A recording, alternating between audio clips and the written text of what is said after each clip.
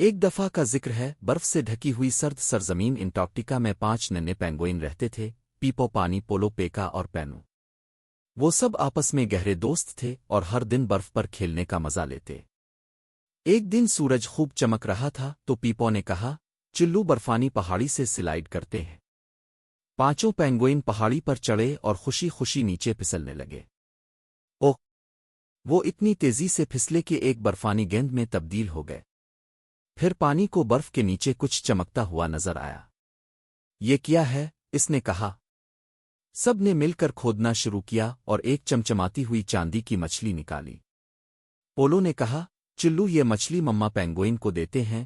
وہ سب مل کر مچھلی لے کر روانہ ہوئے۔ راستے میں اچانک ایک عجیب آواز سنائی دی۔ سکواک! سکواک! ایک ننھی سیل برف میں پھنس گئی تھی۔ بہادر پیکا نے کہا، فکر نہ کرو، ہم تمہاری مدد کریں گے۔ سب پینگوئنوں نے ایک قطار بنائی اور ننھی سیل کو احتیاط سے باہر نکالا۔ ننھی سیل نے خوش ہو کر شکریہ ادا کیا، تم سب بہت ہی مہربان پینگوئن ہو۔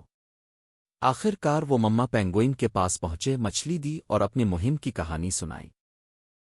مما پینگوئن نے انہیں گلے لگا کر کہا، تم صرف ننھے نہیں ہو بلکہ چھوٹے ہیرو ہو۔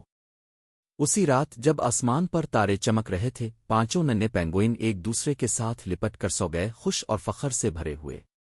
ختم شد۔